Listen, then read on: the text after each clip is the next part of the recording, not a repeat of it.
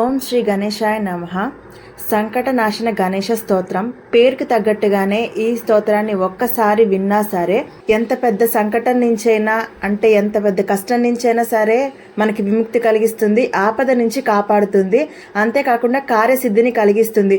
ఉద్యోగంలో మనం చేసే ప్రయత్నాలు సక్సెస్ అవుతాయి. ధన ప్రవాహానికి కారణమవుతుంది. అంటే ఎప్పటి నుంచో రావాల్సిన మొండి బాకీలైనా వస్తాయి. కోర్టు వాయిదాల్లో చిక్కుకొని రావాల్సిన డబ్బైనా మనకి తిరిగి వస్తుంది. అన్నిటికంటే ముఖ్యంగా ఎప్పటి నుంచో ఉన్న దీర్ఘకాలిక రోగాలను తగ్గించడానికి ఈ పంచరత్న స్తోత్రము అలాగే గణేష్ సంకట నాశన స్తోత్రము మనకి చాలా ఉపయోగపడతాయి. వాటిని ఒక్కసారి విన్నా సరే ఈ అన్ని సమస్యల నుంచి గట్టెక్కుతాము. అటువంటి స్తోత్రాలను ఇప్పుడు చూద్దాం. మరి ప్రణమ్య శిరసాదేవం గౌరీపుత్రం వినాయకం భక్తావాసం స్మరే నిత్యమాయు కామార్థ సిద్ధయే ప్రథమం వక్రతుండం చ ఏకదంతం ద్వితీయకం తృతీయ కృష్ణ పింగాక్షం గజవక్త్రం చతుర్దకం లంబోదరం పంచమం చ షష్టం వికటమేవ చ సప్తమం విఘ్నరాజం చ ధూమ్రవర్ణం తదాష్టమం నవమం ఫాలచంద్రం చ దశమం తు వినాయకం ఏకాదశం గణపతిం ద్వాదశం తు గజాననం ద్వాదశ సైతాని నామాని త్రిసంధ్యా యః పఠేన్నరః నా చ విఘ్నభయం తస్య సర్వసిద్ధికరం ప్రభు. ఇది సంకట నాశన గణేశ స్తోత్రం. ఎంత క్లిష్ట పరిస్థితిలో మీరున్నా సరే అవి పూర్తిగా తొలగిపోవటానికి ఈ స్తోత్రం ఒక్కసారి విన్నా సరిపోతుంది. మీరు ఇప్పుడు ఇది వింటున్నారు అంటే త్వరలోనే మీ కష్టాలు తీరిపోయే రోజు వస్తుందని దాని అర్థం అన్నమాట. ఇక రెండో స్తోత్రం గణేశ పంచరత్న స్తోత్రం. ఈ స్తోత్రాన్ని జగద్గురు ఆదిశంకరాచార్యులు రచించారు.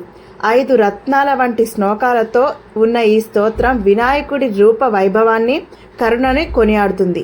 ముదాకరాత్తమోదకం సదా విముక్తి సాధకం కళాధరావతర్షకం విలాసిలోకరక్షకం అనాయకైకనాయకం వినాశితే బదైత్యకం నతాశుభాశునాశకం నమామితం వినాయకం నతేతరాతి భీకరం నవోదితార్కభాస్వరం నమత్సురారి నిర్జరం నతాదికాపదుద్దరం సురేశ్వరం నిధీశ్వరం గజేశ్వరం గణేశ్వరం మహేశ్వరం తమాశ్రయే పరాత్పరం నిరంతరం హస్తలోక శంకరం నిరస్త దైత్య కుంజరం ధరేతరోదరం వరం వరే భవక్తమక్షరం కృపాకరం క్షమాకరం ముదాకరం యశస్కరం మనస్కరం నమస్కృతం నమస్కరోమి భాస్వరం అచింకనార్తిమార్జనం చిరంతనోక్తి భాజనం పురారి నందనందనం సురారి గర్వచర్వణం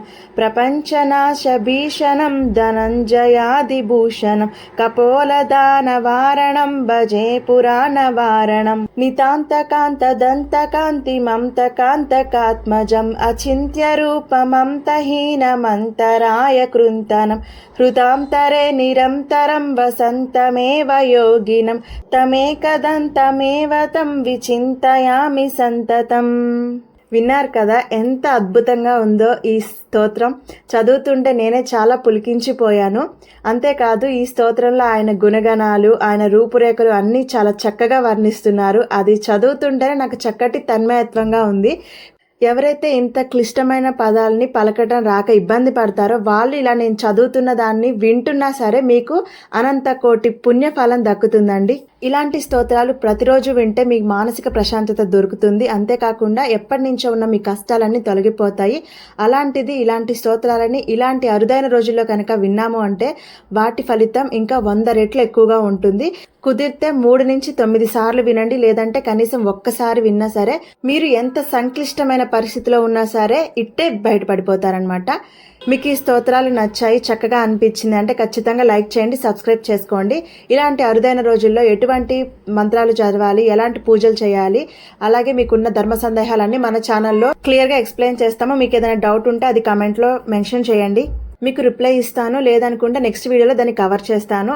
అంతేకాదండి మీ బంధుమిత్రుల్లో ఎవరైనా చాలా కష్టాలు పడుతూ ఉన్నా, ఎప్పటి నుంచో రావాల్సిన డబ్బు చేతికి అందక ఇబ్బంది పడుతూ ఉన్నా సరే వాళ్ళందరికీ ఈ మంత్రాన్ని ఈ స్తోత్రాన్ని షేర్ చేయండి. వాళ్ళు వింటే వీలైనంత తొందరగా ఆ సమస్యలో నుంచి బయటపడే అవకాశాలు చాలా ఎక్కువగా ఉన్నాయండి. ఈ సంకట నాశన గణేశ స్తోత్రానికి అలాగే ఈ పంచరత్న గణేష్ స్తోత్రానికి అంత పవర్ఫుల్ శక్తి కలిగిన ఆ గణేశుని ఒక్కసారి తలుచుకుంటూ ఓం గం గణపతియే నమః లేదా ఓం గణేశాయ నమః అంటూ కమెంట్ చేయండి. ఓం శ్రీ గణేశాయ నమః.